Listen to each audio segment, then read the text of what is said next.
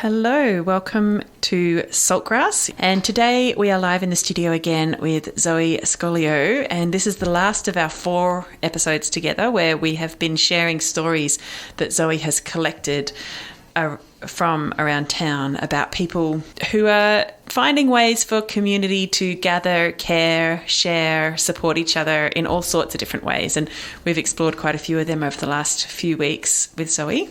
And today we've got 2 more examples of that. And we also have a guest live in the studio with us, which is exciting. Allison and I from the Country Women's Association, or the CWA. And we've got a pre-recorded interview that Zoe did with Kaz. I chatted to Kaz, also known as Carolyn Neilson, about her home, Murnong, which is a plot of land that's subdivided with a number of properties living there, and they have a body corporate model. And I thought it was a really interesting model, thinking about community in terms of those you live with, but they also think about community in terms of how the people living on the plot of land can also share their resources and their ways of thinking about interdependence with the broader community in Castlemaine. So we had a great chat out on the property a few months back, where great. Kaz gave me a tour of the property and a rundown of some of the logistics and some of the desires and thinking and behind the creation of their home. People consciously living together in separate houses on the same land. Cool, great. So before we begin any of that, I'd like to acknowledge that we are on Jara country, which is the home of the Dja people who have lived here for tens of thousands of years, taking care of the land and each other in all sorts of beautiful ways. And we would like to acknowledge elders past, present and emerging, and that we live on stolen land and that it always was and always will be Aboriginal land. Salt of the earth. Salt. Grassroots. Salt of the earth people. Grassroots change. Saltgrass.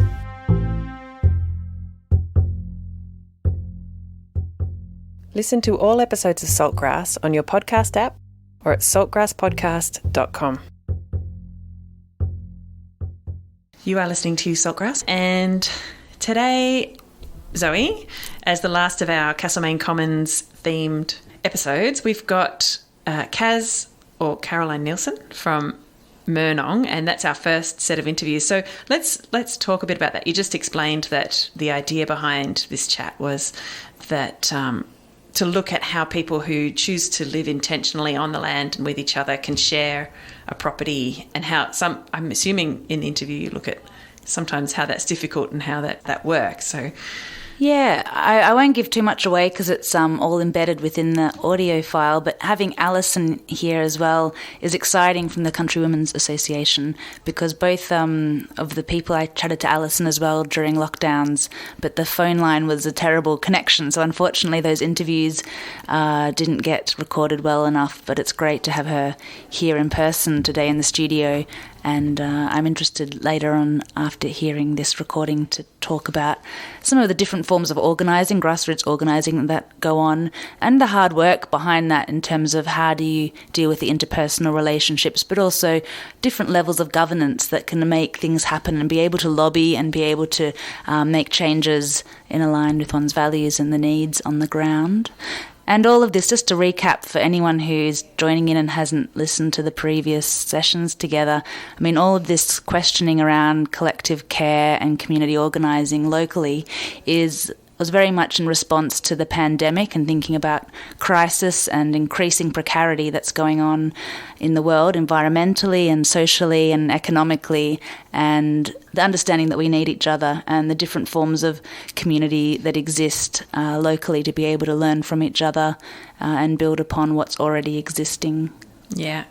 Beautiful. So think about those things as we hear your interview with Kaz from Murnong. We wanted to be a community in community, so we were very purposefully not wanting to, or the intention was not to be self-sufficient, so we wanted to be able to integrate in the community so that we had transactional, not just transactional, but connections to community, but it was also supporting the community, so not self-sufficient, and and not self-sufficient, and not isolated. We bought 2 titles, so it was 10 acres in total, but 2 titles. 1 title with that house down below, and then we got the planning permit to do the subdivision into 4 titles, and the bothy, that's a common asset if you want, and then. Yeah, so we got the planning permit to do that, and then we had to put the services onto the blocks, onto the titles. So that was where we were just in the early stages, just engaging with tradies to say how much is this going to cost and how do you do it. And another thing we really all decided on was we wanted to share infrastructure as much as possible. So that's where the solar panels came along. And then we realised that hadn't been done in Australia. And we thought, well, if we set that precedent, it then means that, say, for example, some elderly residents up at Cwa who arguably, within their own little house or unit, don't have great solar exposure, they could then, if they can share solar panels, they can put the panels anywhere and have one inverter. And then what you just do is you measure your electricity consumption and you work out the electricity bills that way. You kind of reconcile stuff. So we, it took us a wee while to advocate for it. It was a bit of a battle, but because we had to. And it was really exciting actually, because Steve Brahini, I don't know if you know him, he's an electrician in town who was one of the earliest electricians who was totally in favour of solar, hot water, solar panels, and everything. And he came and did the electricity for us here at Murnong. He was great. And he actually ended up, with us lobbying, he ended up going to meet Penny Wong in Canberra to lobby for this as a kind of system. So it was good. So we set a bit of a precedent there. So I think it took us over a year to lobby for it. So it reduced costs and it set a precedent. So people that just don't have great solar exposure, you could share a system. They could put it on the neighbour's house and have one inverter. You could set up legal systems to really battle to get services on then. They just wear you down the process. So I guess that's the benefit of having thank you, love. A group of people. Yes, that you can take that on one person by themselves. Oh yeah, definitely. Amazing. That looks really touching. Yeah, some soy milk, I think. Thanks, love. Sorry, we've the little kids that live here down the bothy, they ate all the biscuits this morning, so little munchkins. They're gorgeous though. When other people have said, I want to do a community, we've said, look, it's a shitload of work. No, we don't want to put people off, but we want to be really realistic about the amount of work, what you really need to know. And you don't do it I wouldn't do it as one couple. It's a lot of work. So we had 3 families. Each family had little kind of portfolios that we researched while we were developing the concept and then finding land and then building it. Yeah. And I think that's a really good thing. There's no way, I don't know, Dean, we wouldn't have done this by ourselves. You want people to know you can do this. Yeah. But yeah, we share all the infrastructure. So we share the rainwater tanks and the dam water tanks that are up there. And then they're the header tanks. And then there's tanks down below that we pump up to there. And we share the solar, which sits on a common shed that we use, a sort of work shed. We share veggie gardens and orchards. We share electricity, water. We share woodlot. We share all the orchards here. Yeah, orchards. We share the chooks. So there's not really much apart from individual lots.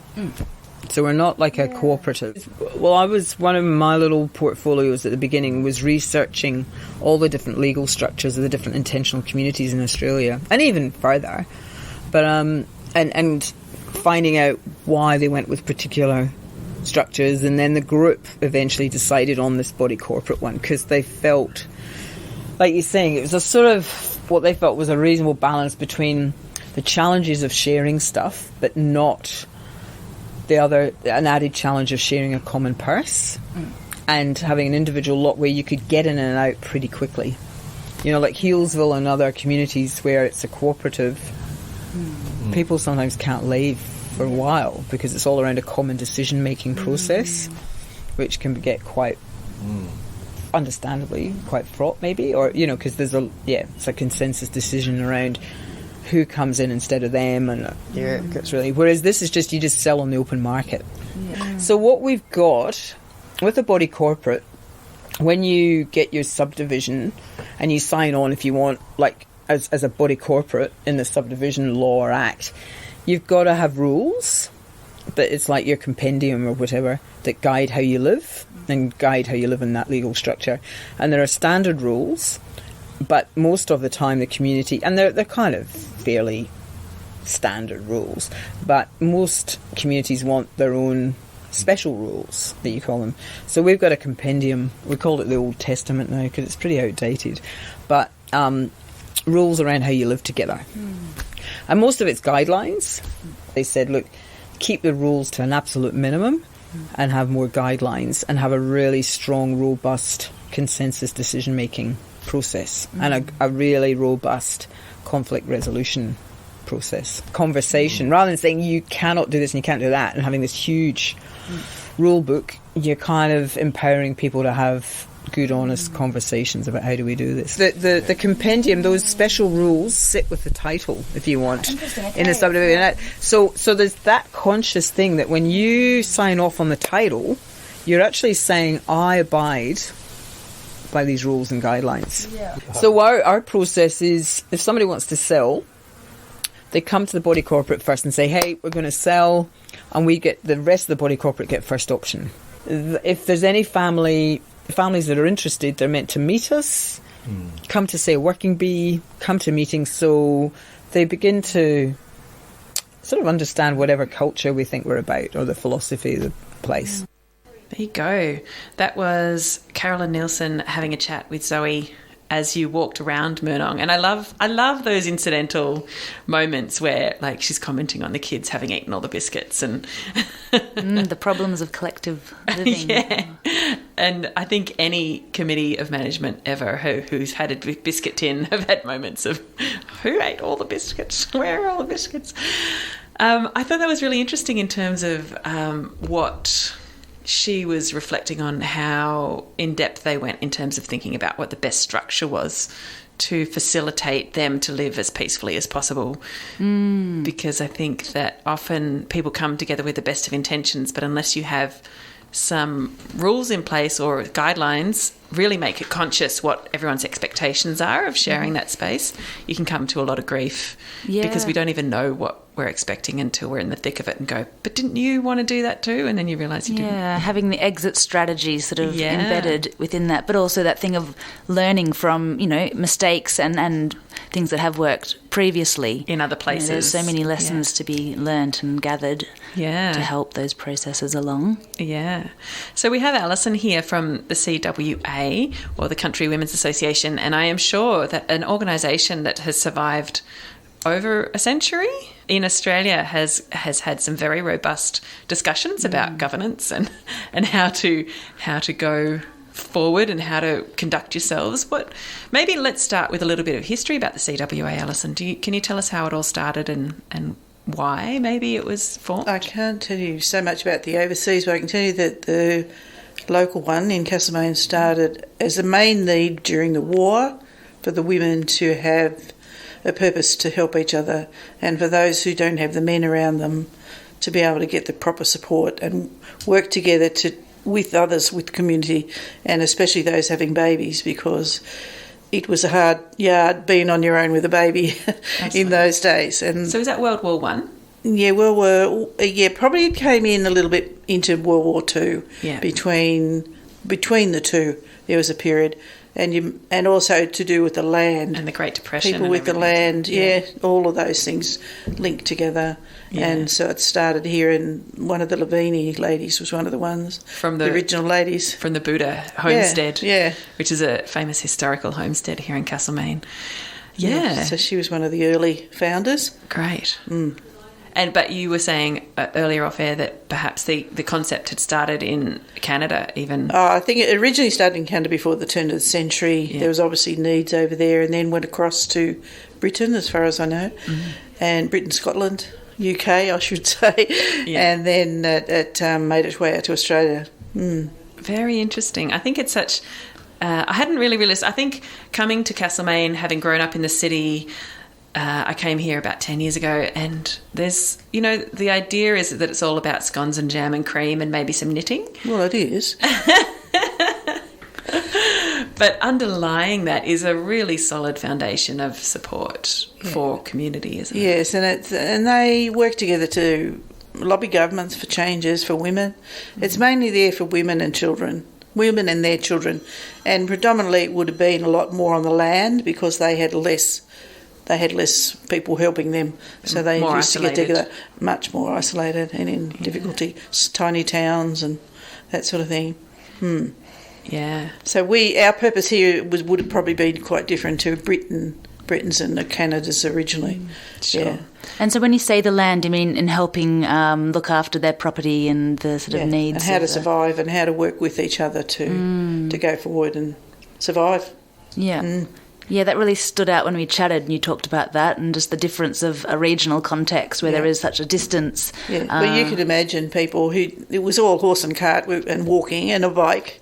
So you can imagine people stranded, even as far as Malden here, trying to get together to do something. It was a lot harder. 20 Ks by bike or walking or Horse and cart. horse and cart is tough. a really long way. Yeah. Very tough. So all the little towns used to have their own little groups and came together, and some of the women travelled and helped each other. Amazing. And so that's in the context, obviously, of the Great Depression and war and... they were very tough times, weren't they? They were very tough times. That was where the land army became prominent too, because the women had to do all the work on the land, farm, for survival, and keep the food keep flowing. the city people going. Yeah, that's right. So I guess that's a huge learning curve going on as well, perhaps, or just a huge increase in work. No, well, some of them were already doing it. I was brought up on the land, and I didn't know there was any other life. I just thought everybody did it. Yeah, and I was driving a tractor at 8 and all that sort of thing. Well, they still do it. It's the rules and regulations have changed, but what you're expected to do or what you're brought up with is on the land hasn't changed at all. Yeah. And in terms of the rules and regulations within the organisation, how has the organisation changed over time to cater for the changing needs of the community, do you think? I don't really think there's any less need for the assistance for women and their children than there was in those times, except they're different now. They might be... you might have more homelessness, visible homelessness, family violence. You might have... some of the women who are trying to climb the ladder have still got the same problems. They're not accepted. That's still there. That hasn't changed. And they're working hard, really hard in agriculture. They're working hard to get labelling changed. There's a huge, big agricultural section of the CWA that works with different countries of the world. And they get together every so often and work out what to do or try to help. And, and then there's in the medical profession... just about everything you think of. We're not just hardly any of them actually stay at home and do scones and jam and cream. Yeah. But there are a lot who do, and it's because the general public love it. Yeah. And that's one of the best fundraisers there are. It's a great way to fundraise. But that's really interesting that there's so much advocacy and trying to change or push against how things have been done conventionally, which is similar to what we heard Kaz talk about in terms of them going, well, why don't we be the first ones? Why don't we do that? Why don't we set the precedent for people sharing solar power across multiple households? And they did it. And I think that's pretty amazing. Yeah, they have scholarships. The CWA runs scholarships for different programs, educational, nursing, agriculture. There's, I think, 6. I can't think of the others at the moment. And is there year. international sort of collegiate feeling? It's called, there's a thing called Australian Women of the World. What is it? I think it's called Women of the World, and each country helps other countries to, like they work on this where they're getting women in third world countries to have clean water, the girls to be educated, that sort of thing. That's going on all the time, and that's done out of London. So you have Australia, and then they go over and represent, and they have other countries come in, and they have that every second year, I think.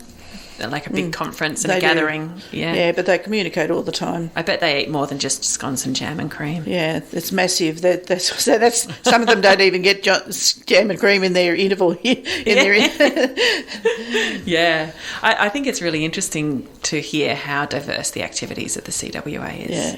Yeah. It's probably much more than you think. It's very deep. I'm only just here in a little place in a little branch, and we just do our own thing. They also ask you to recognise what's needed in your own community and work towards that. And then if you want to be involved, you just go into the next level, and you do go into that. You can actually climb right up. Yeah. You can actually do really well. Yeah. And there, when you get right up there, you're communicating with the politicians and the prime ministers and others, so you can make change. And so what have you seen being needed in our region, and how many other women are involved at this very hyper-local level in our town? Well, we've got five branches in the Shire. Just in Mount Alexander Shire alone? Correct. 5 branches, great. And some of them aren't very many, but sometimes it's better not to have too many because you're all familiar with too many in a group.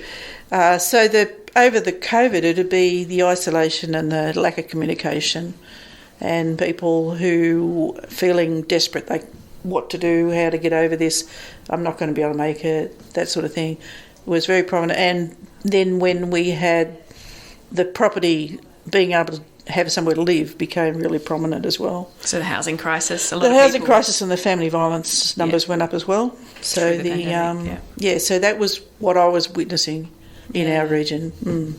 Yeah, great. Yeah, very tough times for a lot of people. And I think it was interesting to see that consciousness of how family violence is increasing through the pandemic, because stress levels and financial distress and financial insecurity and all of those things, and people being stuck in a house together and not being able to leave. It was the fact that you weren't able to go and see somebody. Yeah. You might be interested to know that in family violence, the male often allows the woman or go to CWA only. That's the only thing he'll let her go to because he sees that as safe. Yeah. So he doesn't have to control that. Yeah, well, whereas he'll control every other social interaction she has. That's really interesting.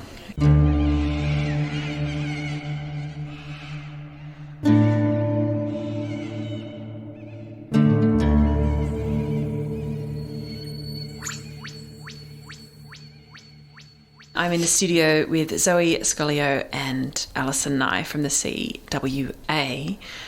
Zoe, what have we got coming up next? So we're returning to my conversation with Carolyn Neilson. I'm at Murnong in Castlemaine, where Kaz is continuing to share with me about how her home, the sort of body corporate set up on the property where she lives, was established, and some of the needs that informed the decisions around living in such a way. The personal needs, like the individual human needs rather than... human needs. Yeah. And the desires and the ethics and values that underpin it as well. Because it was so interesting with the first clip that you played of hers, how much they had to think about the governance and the structure and all that sort of stuff. And that, of course, exists to support the human beings who have to interact with each other. And... Yeah, and it's interesting in terms of the theme of this series around thinking about care and interdependence now, understanding our responsibility not just to look after ourselves but to be able to look after each other. So anyway, these themes you'll hear being played out in the particular context of Kaz's life. All right, great. Let's hear it. Right, we'll go for a wander. Do you want an icy Paul?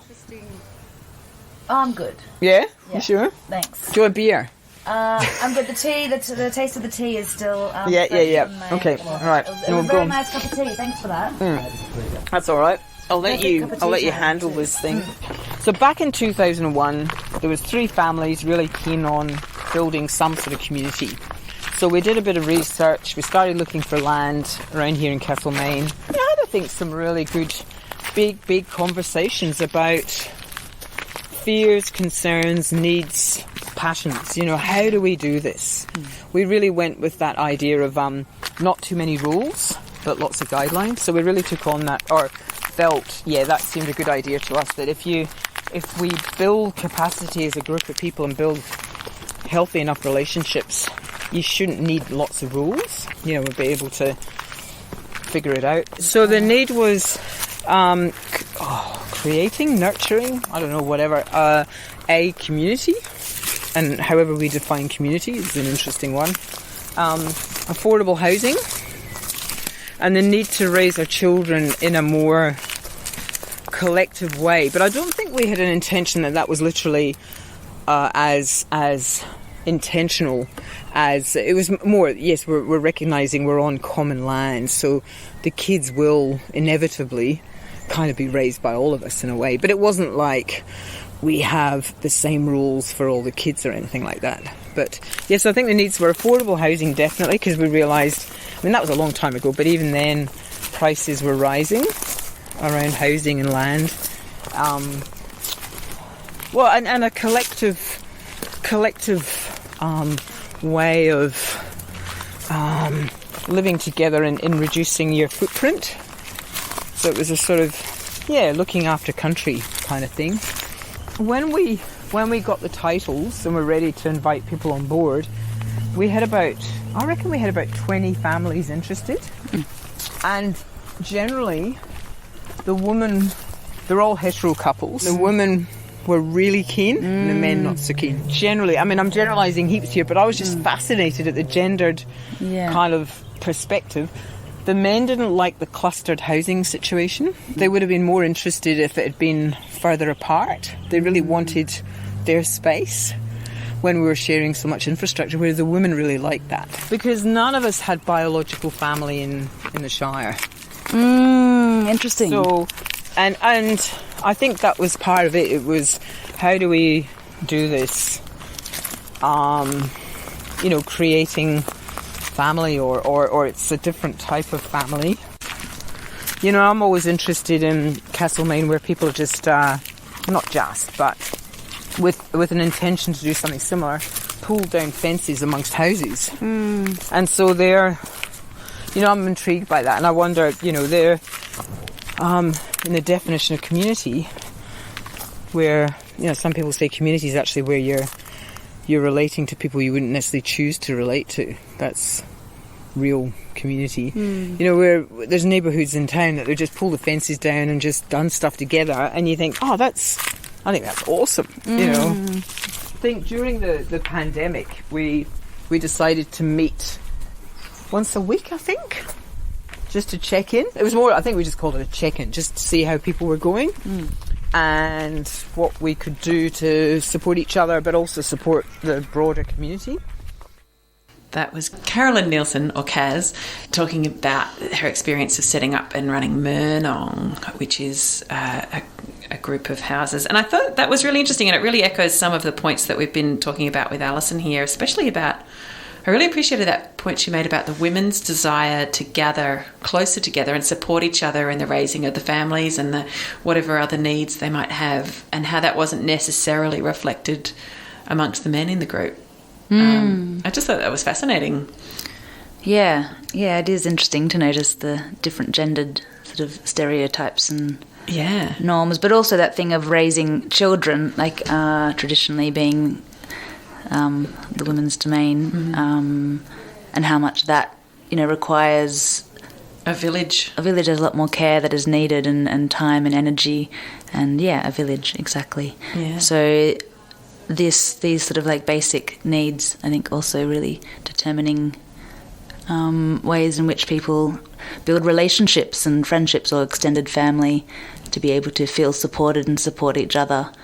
And I also love Kaz's mention around how do we define community, and I think that's a really important question to keep coming back to, in terms of the fact that community is not this monocultural thing, but in fact it's very much about how do we engage with difference and with people who might have very different lived experiences and worldviews, and to be able to find ways of caring and connecting and building relations with those that have very different ways of being in the world. Absolutely. I find it really interesting because the word community is thrown around all over the place, obviously. Like, you can have a community of like-minded folk, or a community that are together simply situationally because they live on the same street.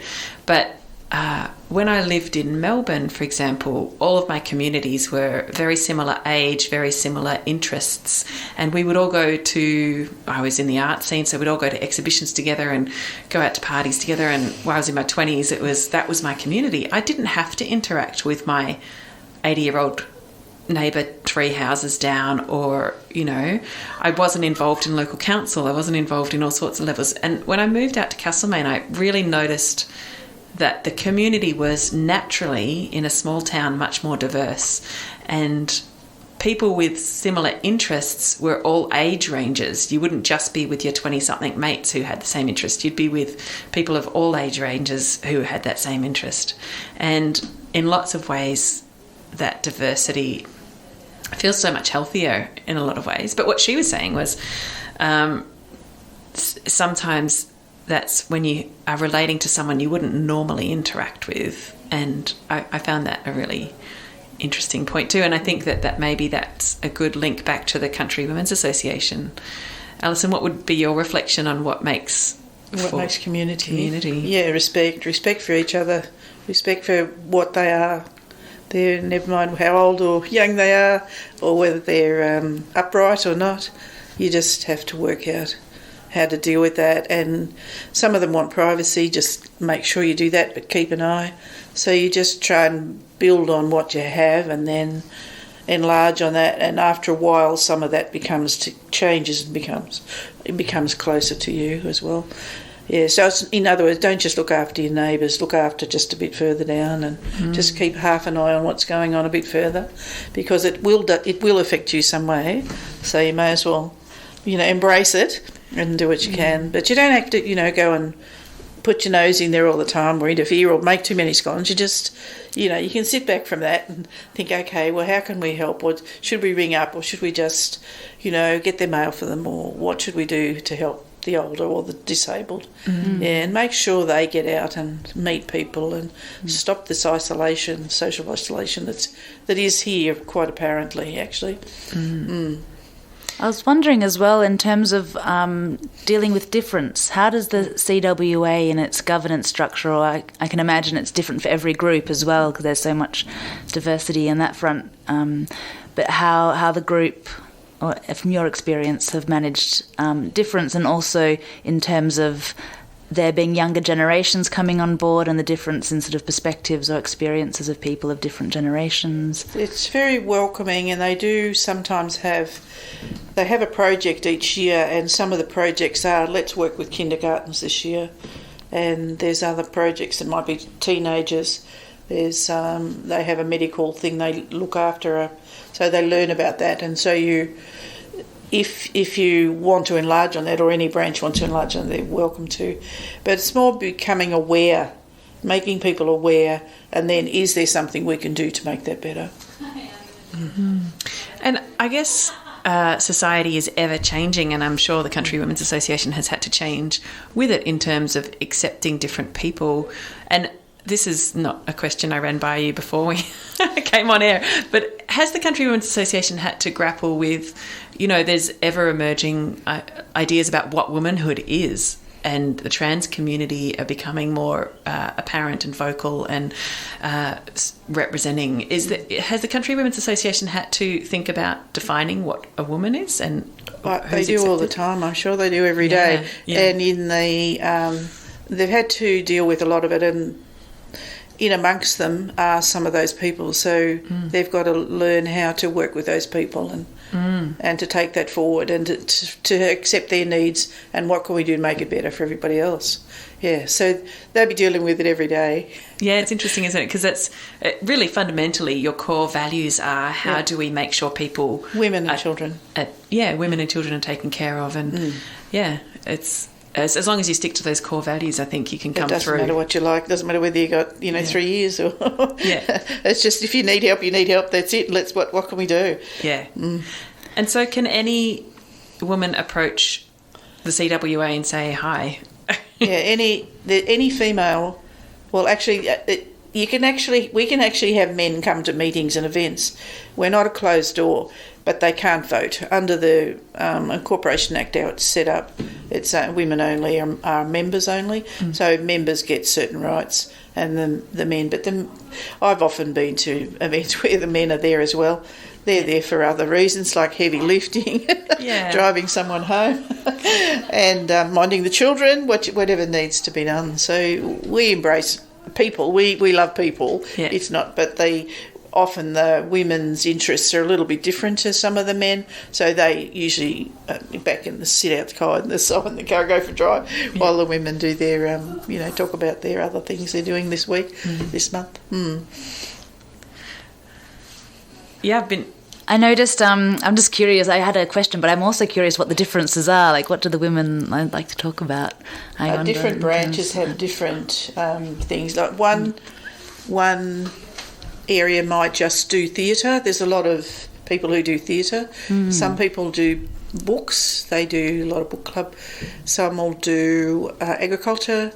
There's some who are out there to change what's going on overseas for the betterment of women. Some are in it just for the cooking. Some are in it, and our branch at the moment is enlarging on keeping items out of landfill. So we're working with the local op shop to the things they don't sell, we get given and we make items.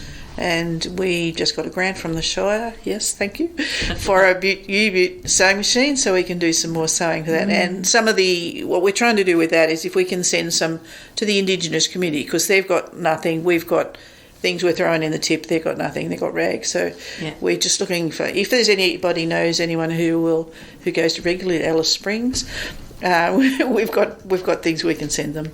Yeah, great. Yeah, so that's the sort of thing our branch is doing. Another one might work more on, they might even do agricultural, but they might be doing gardens, community gardens, or there's just different things. People go into schools and work with the children when they're allowed. And I guess it depends who else is active in the community working on that level. So we've got Community House who've got a community garden and they do community lunch. So you guys don't need to do that because they're doing it. That's right. Well, we can still join in and enlarge it and take it further. But so you look at your needs in the community and try and work out what your branch should be good at or what you enjoy the most. And at the moment we're into hands-on sewing, crochet, making things. So if anyone wants to have any experience or needs how to know how to mend something, we're here. We're on. Great, they're good skills to have. Yeah, well, they are passing on skills. That's what we're good at. We're good at thrift and we're good at passing on skills. Yeah, great. You mentioned as well previously around being quite a big lobby group in Australia, or one of the biggest women's lobby group left in Australia. Yeah, wow. Are you? But that's another thing I found an interesting parallel in terms of what Kaz was talking about and the Country Women's Association. Are those?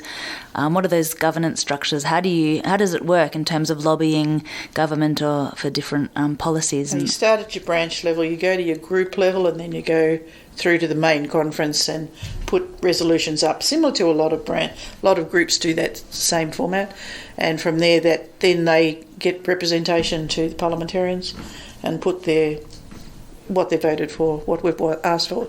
So really coming up from the grassroots of people addressing needs on the ground and well, sometimes you have to go. It has to be a government resolution. Sometimes it's only within your own area.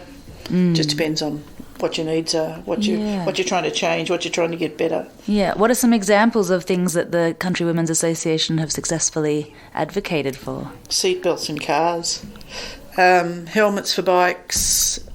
This is only what I can remember. Labelling on food products throughout the world. They're into sustainability heavily. Homelessness, there's dealing with homelessness. Social isolation, medical, things to do with medical issues. That's very high up. They're really significant changes that have been done, obviously, for the safety and well-being of everyone. But it's amazing that it took the Country Women's Association to really push that through. Yeah. Oh, and I didn't say about sometimes the women's issues in general, they're very strong on pushing for women's issues, of course. Yeah. It's interesting as well, Kaz mentioned briefly around the check-in that they were doing during COVID in the community there at Murnong, the sort of, checking in on your neighbours, which I'm sure lots of people around the world were doing in these times. You don't have to be part of a particular organisation to do that. People can just do that at any point. However, it does seem that maybe certain pre-existing communities and organisations in some instances are better positioned to be able to respond to these crises and support each other, and especially around housing and basic needs around food and shelter and safety. And I was curious just to hear from you as well around some of the things that the Country Women's Association were doing in that time. Just keeping in touch with each other and trying to see that people were surviving and able to be mentally alert. If they needed appointments, somebody should be able to help them. I, for instance, looked after we've got a young mum, single mum with us. She had a hernia removed during COVID. I looked after her little girl. Her 3-year-old. It was wonderful. I love it. Yeah. Yeah. And what's it brought you being part of the Country Women's Association? It's just a matter of that I can help the community and hopefully get changes where they need to be, just like that, and to pass on skills. Yeah, and to hang out with beautiful 3-year-olds. Hang out with, be surrogate grandmothers like we all are. Yeah. Do you feel like being involved how long have you been involved with the Country Women's Association? Since I was 18. Wow. I was a single parent myself and at 18, and I used to go with my mum. She couldn't drive, so I used to take her. Wow. And was she In New involved South Wales. before that? No, she wasn't, because she couldn't get anywhere. She was isolated. She couldn't drive. She was one of those women that they needed to help. Yeah. Back in New South Wales on land, so we were, Very interesting. So you actually really understood what a difference it could make for women to have support and from an early age, actually, Yeah. from an early age. Yeah. And so New South is probably has a slightly different emphasis than Victoria. I have noticed, but at the end of the day, it's really a matter of what's happening in your town or your area, and that's what grows. But to be able to pass on our skills and to work with youth and to see a betterment for women is still there. Mm. And obviously, you still see it as being vital in our community as much as ever. Yeah. What do you see the future of the organisation being? It'll probably struggle a little because a lot of the people are older. We need to work harder to work in with youth and get them involved and get them into joining the committees and things, so they can then take it further, be a little bit more politically involved, I guess. They'll all, if they haven't, if you come across a child when they're young and you teach them something, I never forget it, and that's something that doesn't go away. So that's the sort of thing. We shouldn't do it, everybody should do it, but we're very good at it. Yeah. And I guess as governments come and go, either Liberal or Labor or, left or right, we see services being whittled down or enhanced. And I think in Australia we are very lucky. We have got a lot of governmental support compared to other places for medical needs, and we've got Centrelink to support people who can't work for whatever reason, but it's obviously not really enough for people to live well, and a lot of people talk about this, but at least we have a very bare minimum. But I think organisations like the Country Women's Association is so vital because you're always there, no matter the ebbs and flows of those different governmental kind of like supports for society. You're always there underneath, just saying, we've still got you. Yeah, they're still there. They're still there. They're still raising funds. They're still trying to get a betterment every day. Yeah. Which is interesting because I guess it formed before a lot of those social security services were in place. There wasn't as well. Anything for the women. So I think, and as it's sort of collapsing and being further eroded, and so many people that fall through the gaps as well, it's this, the importance of learning from those who have lived experience of gathering together to support. I had a great chat as well with Wilson Bunton as part of this project, who's part of the Pioneers and Old Residents of Castlemaine Association. And he was also mentioning just on his own life of, using for his first home a housing co-op and different sort of friendly societies, and how these co-ops were created to be able to provide housing based on people's income and means, and that sort of direct alignment. And now the housing crisis is absolutely insane, and just the fact that so many people are really struggling to make ends meet. And there's, I think, a lot to be learnt from intergenerationally.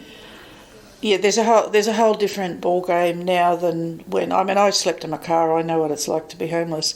So it's different now, though, based on basically what you can earn and where you can live. It's the gap's closing, but a lot of people now, sadly, won't live together as much as they did when I was on my own.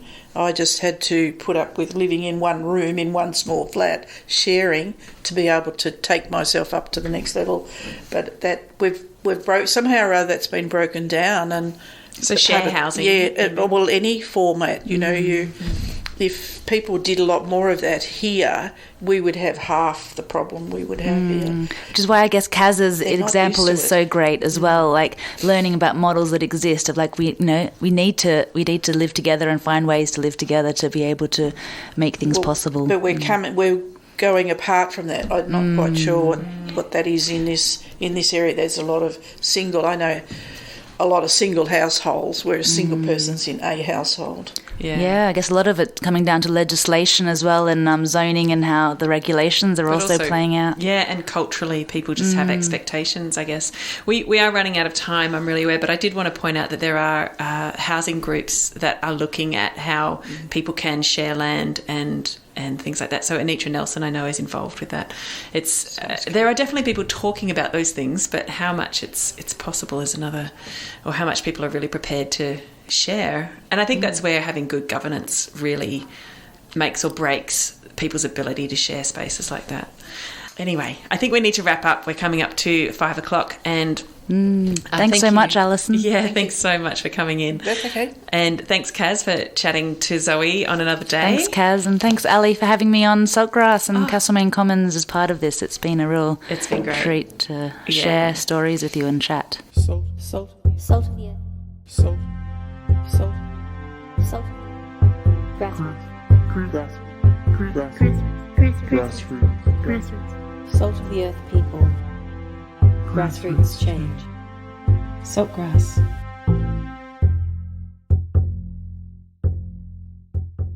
Listen to all episodes of Saltgrass on your podcast app or at saltgrasspodcast.com.